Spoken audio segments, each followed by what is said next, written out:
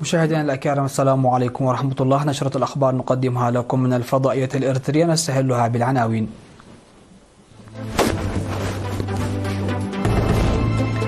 فخامة رئيس أفورقي يستقبل نائب قائد القوات البحرية الروسية. عرض موسيقي بمناسبة تأسيس العلاقة الإريترية الروسية.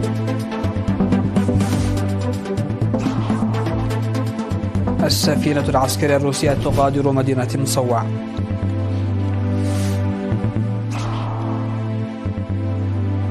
الكرملين يندد باتهامات ماكرون عن استهداف موسكو للأولمبياد. وزيرة الخزانة الأمريكية تزور الصين لمناقشة الممارسات التجارية.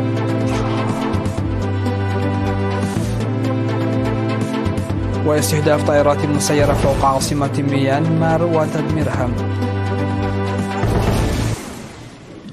أهلا بكم إلى تفاصيل النشرة. استقبل فخامة الرئيس أفورقي في قاعة هاجر بأسمر اليوم 5 من أبريل نائب قائد القوات البحرية الروسية نائب الأميرال فلاديمير كاساتانوف الذي يقوم بزيارة عمل رسمية لإريتريا. ويأتي اللقاء مواصلة للقاء الذي جرى في مصوع يوم 2 من أبريل، وركز على تعزيز العلاقات الثنائية القائمة. حضر اللقاء قائد هيئة الأركان العامة لقوات الدفاع الإريترية الفريق فيليبوس والديهانوس، وقائد مركز تدريب قوات الدفاع اللواء رمضان عثمان أولياي، ومفوض الثقافة والريادة السفير زمدة تخلم. ومن الجانب الروسي السفير الروسي لدى إريتريا إيغور موزوغو. وقام الرئيس سياس أفورقي مأدبة عشاء على شرف وفد روسيا الاتحادية عالي المستوى. وكان اللقاء الأول بين الرئيس سياس أفورقي ونائب الأدميرال فلاديمير كازاتانوف قد ناقش الاتفاقيات التي تم التوصل إليها في القمة الروسية الإفريقية التي عقدت في سان بطرسبرغ نهاية الشهر يوليو الماضي عامة، والعلاقة والتعاون بين إريتريا وروسيا الاتحادية في مختلف المجالات. من ناحية ثانية، تفقد وفد روسيا الاتحادية الطرق والموارد الطبيعية في إقليم شمال البحر الأحمر ومنطقة جوار معسكر دندن التي جمعت فيها الدبابات والمدرعات المدمرة التابعة لأنظمة الإثيوبية الاستعمارية التي دمرت في فترة الكفاح المسلح. ومباني المعمار الجميل في أسمرة ونصب بوشكين وأماكن أثرية وتاريخية. وقد زار الوفد الروسي يومي 3 و4 من أبريل مواقع التنمية والبنى التحتية في إقليمي جنوب وشمال البحر الأحمر. نظمت زيارة الوفد الروسي بمناسبة الذكرى 30 لإقامة العلاقة الدبلوماسية الروسية الرسمية بين إريتريا وروسيا الاتحادية.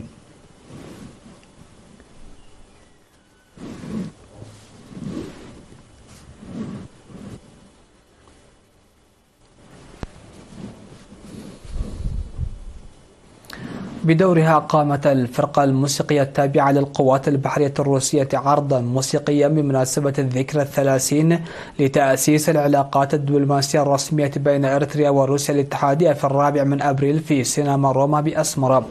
وقال مفوض الثقافة والريادة السفير زمدة تخلم إن العرض الموسيقي جزء من أنشطة مختلفة جارية لتعزيز العلاقات بين إريتريا وروسيا. وقدم سفير روسيا في إريتريا السيد إيغور موزغو توضيحا عن الخلفية العامة للفرقة، مشيرا إلى أن العرض الموسيقي يدفع ويسهم في تطوير العلاقات الدافئة المتطورة بين إريتريا وروسيا الاتحادية. وقدمت الفرقة الفنية الروسية أغنيتين باللغة التجرينية إلى جانب العروض الموسيقية الاستعراضية. وقدم مفوض الثقافة والريادة السفير زمدة تخلي وجمعية الطلاب الإريتريين الدارسين في الاتحاد السوفيتي سابقا قدموا الهدايا للفرقة الفنية في ختام الحفل. تجدر الإشارة إلى أن السفينة العسكرية للبحرية الروسية مارشال شاباشينكوف تزور ميناء مصوع بمناسبة الذكرى 30 لإقامة العلاقة الدبلوماسية بين إريتريا وروسيا. وكانت فرقة سبريتا الفنية التراثية قد قدمت يوم 2 من أبريل عرضا فنيا لطاقم السفينة العسكرية الروسية في مصوع.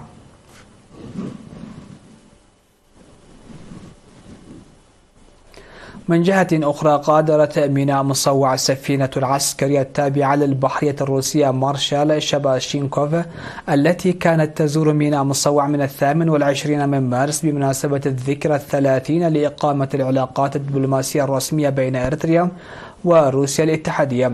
حضر حفل التوديع حاكم إقليم شمال البحر الأحمر السيدة أسمرة أبرهة وقائد أركان القوات البحرية الإريترية العقيد ملأكي تقل مريم ومدير هيئة مينائي مصوع وعصب السيد داويت منجست أب.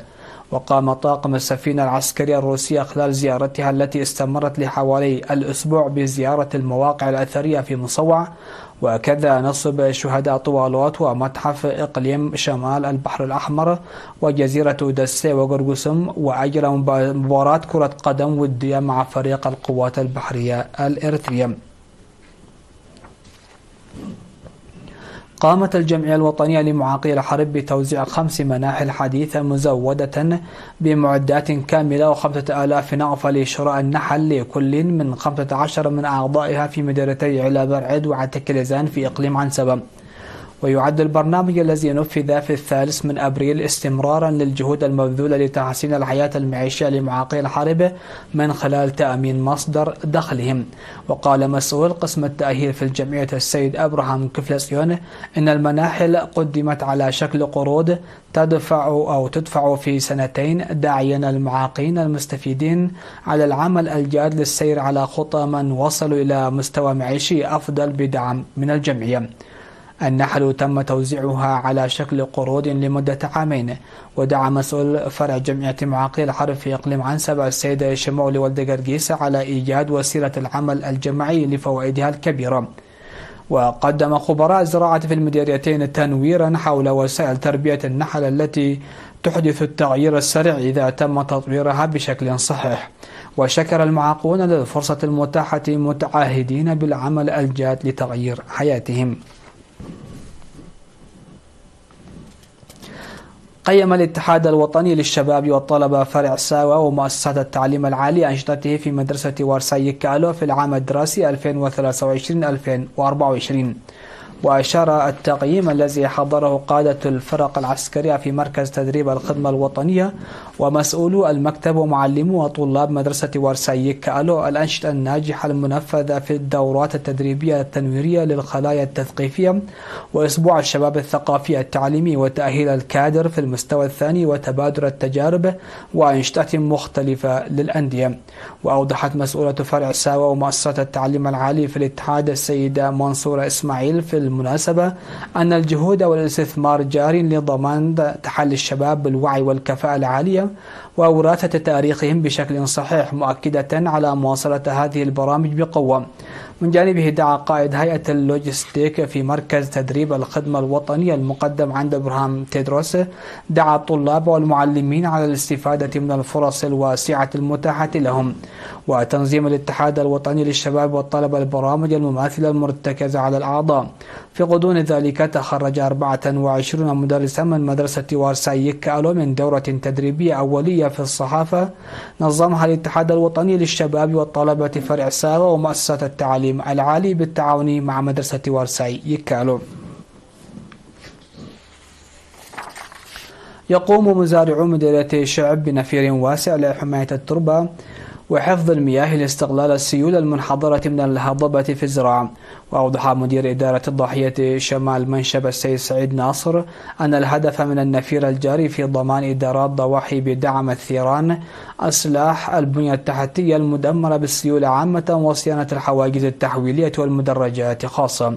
وذكر انخفاض الإنتاج الزراعي بسبب دمار البنية التحتية الزراعية، موضحا بأن المزارعين يقومون باستعدادات جادة لتخطي المصاعب التي واجهتهم ورفع الإنتاج الزراعي. توجد مساحة أكثر من 8000 هكتار من الأراضي الزراعية التي تزرع بأمطار الخريف والشتاء. نظمت جمعية المتبرعين الطوعيين بالدم في مدينة السجنيتي نشاطا توعويا من 22 وحتى 25 من مارس لطلاب وعمال المؤسسات الحكومية في المديرية. هدف النشاط التوعوي المقدم للطلاب مدرسة السجنيتي الثانوية ومدرسة ماي سراو المتوسطة والعمال التنوير بأهمية التبرع بالدم لإنقاذ الحياة. وقدم مسؤول الجمعية في المديرية السيد تخلى مريم بيّن أهداف الجمعية وفوائد التبرع بالدم. استشهد المناضل إمباية مبرهة محسن عن عمر يناهز 74 عاما جراء مرض ألم به. التحق المناضل إمباية بصفوف قوات التحرير الشعبية في مارس عام 1975 وخدم في مرحلة الكفاح المسلح بمختلف مستويات المسؤولية، وبعد الاستقلال في مكتب مساعد قائد هيئة إدارة وزارة الدفاع. المناضل إمباية متزوج وأب ل3 أبناء، وقد ولد جثمانها الثرى في مقبرة الشهداء في عتكريزان ظهر اليوم 5 من أبريل. ويعرب مساعد قائد هيئة إدارة وزارة الدفاع عن حزنه لاستشهاد المناضل مبرهة إمباية، ويقدم تعازيه لأسرته ورفاقه وزملاء العمل. فاصل ونعود لمتابعة الأنباء على الصعيد العالمي.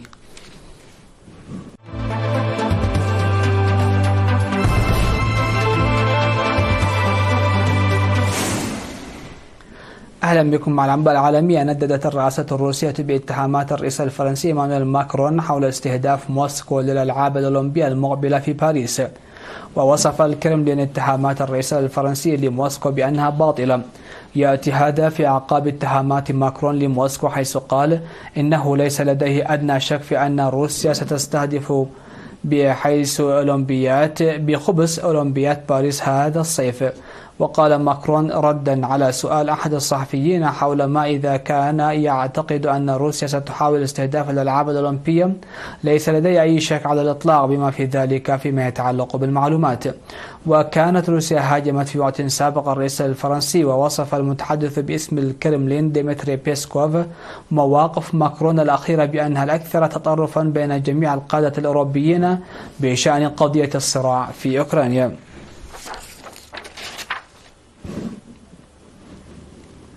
وصلت وزيرة الخزانة الأمريكية جانيت يلين إلى الصين في جولة تستمر 5 أيام، وهي أول زيارة لمسؤول أمريكي على مستوى وزاري منذ لقاء الرئيس جو بايدن بالزعيم الصيني شي جين بينغ في نوفمبر الماضي. ودعت يلين خلال لقاء جمعها بحاكم مقاطعة غوانغ دونغ لوانغ وي تشونغ إلى توفير فرص متكافئة للشركات والعمال الأمريكيين، مؤكدة على أهمية وجود اتصالات مفتوحة ومباشرة بين الجانبين للوقوف على نقاط الخلاف. وخلال رحلتها التي بدأت في غوانغتشو عاصمة مقاطعة غوانغ دونغ، التقت وزيرة الخزانة برجال أعمال أمريكيين وأوروبيين ويابانيين لتبادل وجهات النظر والمخاوف حول القضايا التجارية. استهدفت أجهزة الأمن في ميانمار 7 طائرات مسيرة بدون الطيار تم رصدها فوق منطقتين مختلفتين بالعاصمة. وقال الفريق الإعلامي بالمجلس العسكري في بيان أوردته شبكة شانل نيوز آسيا إنه من بين الطائرات المسيرة التي تم إسقاطها 4 اقتربت من مطار ناي بيداو، و3 آخرون اقتربت من بلدة زيار ثيري في العاصمة، وتم تدميرها، مضيفا أن أحدهم كانت تحمل على متنها قنبلة تم التمكن من تفكيكها. وأوضح البيان أن الحادث لم يسفر عن وقوع أضرار أو سقوط ضحايا. الخبر الأخير: توفي خوان فيزنتي بيريز مورا أكبر معمر في العالم عن عمر يناهز 114 عاما قبل شهرين فقط من عيد ميلاده 115 عاما.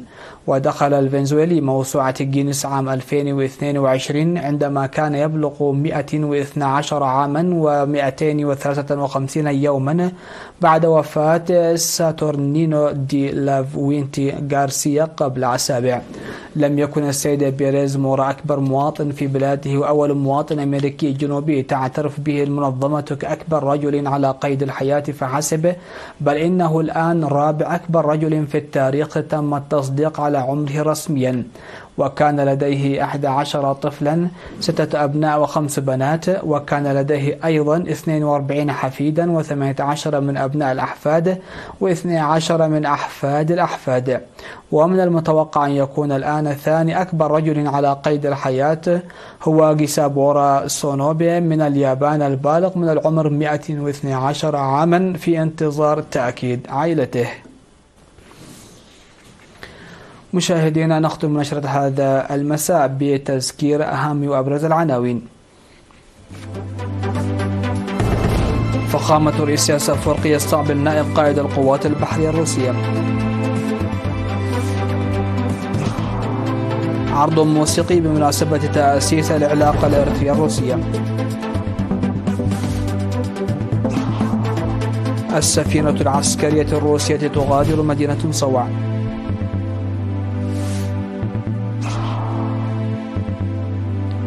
الكرملين يندد باتهامات ماكرون عن استهداف موسكو للأولمبياد. وزيرة الخزانة الأمريكية تزور الصين لمناقشة الممارسات التجارية.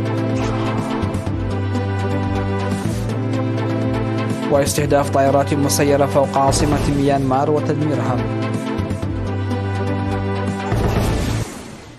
مشاهدينا الأكارم، هكذا نكون قد وصلنا وإياكم إلى نهاية نشرة هذا المساء. هذه تحيات وتحيات الفريق العامل، والسلام عليكم ورحمة الله.